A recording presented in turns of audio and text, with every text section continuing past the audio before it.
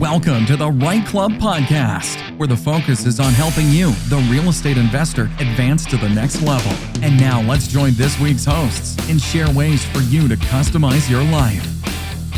So let's start by just going through what I think is might be a typical question from someone. Is someone comes up to you and says, "Hi Ken, I've got a 4-bedroom house and an unfinished basement, and my lot is roughly, 100 by 100. Is there anything I can do? Where do I start? Because I don't know where to start." Yeah, and that's an excellent question, because that is a very, very common. That's one of the first questions we always get asked is, how many units, what can I do here with this house or this building or with this property? So the way that we work and the way that, the best approach is really, obviously, we set up a consultation and we give free property assessments all the time. So, multiple times a week, I meet with investors, on phone, on Zoom, and we're looking at the property together online. Okay. A lot of the research or the due diligence into a property can be done right from your home, right from the computer. We don't necessarily need to be going out to the site right away to determine, other considerations. So from a high level perspective, obviously it comes down to the zoning bylaw. And obviously with the changes that have happened with the zoning bylaws over the last, year or two, it's created so much opportunity everywhere to be adding units, right? So the very first thing that we check is the zoning bylaw. Number one, we check the city zoning maps, these interactive maps, these interactive GIS maps that many municipalities have. Some municipalities they have better mapping software than others. Others are very slick, where you can just type in the property address and boom, the property parcel comes up on the map. You can click on it and it tells you what that zoning designation is. Others are a little bit more old school, and you have to kind of dig into the key plan and schedule maps and scroll down through a long PDF document and try and locate your property parcel. So that can kind of sometimes be a little bit tougher to find, but we got to find that zoning code, and that will tell us or lead us in the right direction for density, right? How many units can we fit here? Some municipalities, yes, it is only 2 units on the property, and you have to be in a different zone to get that 3rd or 4th unit. Others, they're allowing the 3 and 4 unit conversions in a typical R1, R2 kind of low density zoning. So zoning is number one, right? And then from there, it's really looking at, other zoning bylaw considerations that may be required for that number of dwelling units, right? Parking is one of them. Sometimes there's minimum lot area requirement per dwelling unit that we may require, right? So obviously checking into some of these other zoning bylaw requirements, because what we're trying to figure out up front is, can we do everything as of right, or do we need a minor variance application to address any of these zoning deficiencies, right? Because if we can't fit the required number of parking spaces, obviously we're going to have to apply to committee of adjustment and ask for a relief of a reduction in parking. And that adds another level of risk to your development application, right? That, if the minor variance were to get denied, because, when you do a variance application, the neighbors all get notices, and, you're always asking for trouble when you have to go to your neighbor to ask for their opinion, on your application.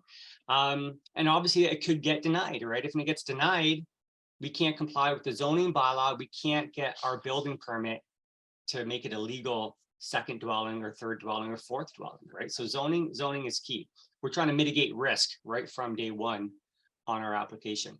But let's say, everything is, we can do everything as of right. We comply with the parking, we comply with lot area, unit size, all any and all requirements. Then it's really becomes a building code discussion at this point, right? Can our house or our building comply with building code for the amount of units that we want to get in there?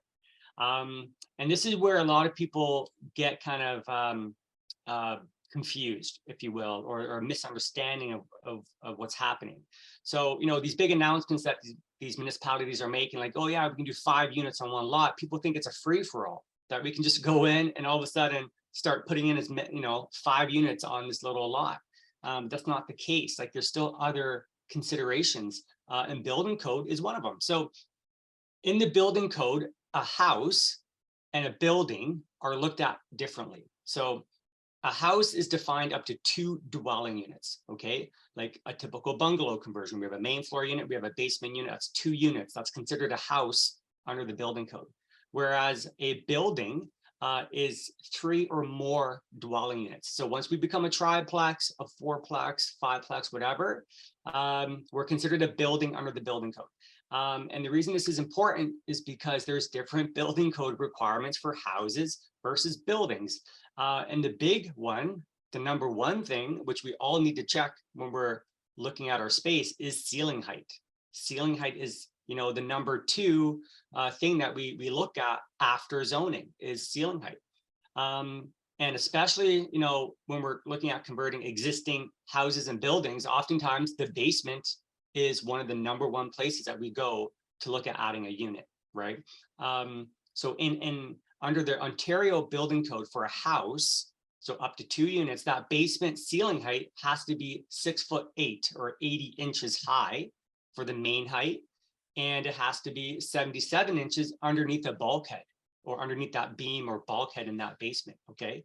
But once we become a building, so now we're adding a 3rd unit into this building, that basement ceiling height now, if that's going to be its own separate unit, has to be 83 inches finished under the building code for a building and 77 inches underneath that bulkhead. So the bulkhead height is the same for both a house and a building, but the main ceiling height is different for a building. It's 83 inches. So this is where sometimes people get caught and they're thinking like a house that we can do 80 inches, 6'8", but then, but we can't comply because we're a building, guys. We need 83. So this is where sometimes, we have to do bench footing or underpinning. We have to lower that basement floor height so that we can comply. So, and addressing a ceiling height issue is oftentimes, obviously a more expensive renovation. It's not impossible.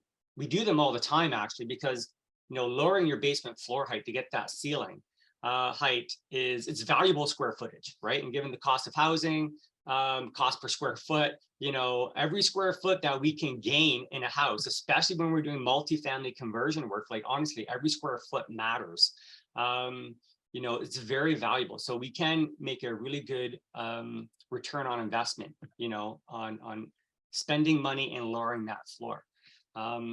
So yeah, those are just some of the, the real, from a high level perspective, the big things that people need to be checking, right? Ceiling height is number 2. I guess the third thing would be our means of egress, okay? Because in a house, if you have a shared entrance with another dwelling unit in a house, an egress window can satisfy the code requirement for a secondary exit. Whereas in a building, if we have a shared entrance with another dwelling unit, we need a separate exit door that leads down to the grade. So this is where sometimes we need a second concrete walkout, or we need a separate fire escape at the rear of the building so that we can provide that secondary exit door. Obviously, there's another cost factor associated with that work. There's other zoning implications that would apply to the location of these decks and walkouts. So again, it's another thing that has to be taken a close look at: means of egress, ceiling height. These are very important things when we're doing multifamily conversion work. So, but yeah, look, there's opportunity everywhere, right? And we're always analyzing buildings on a daily basis here. Thanks for listening to the Right Club podcast, where the focus is on helping all levels of real estate investors advance to the next level and help you customize your life. Be sure to tune in next week at rightclub.com/podcast or wherever you listen to podcasts. And if you get a few seconds, please rate the podcast wherever you're listening. It helps the show get noticed by others like you, and we truly appreciate it. And don't forget to subscribe.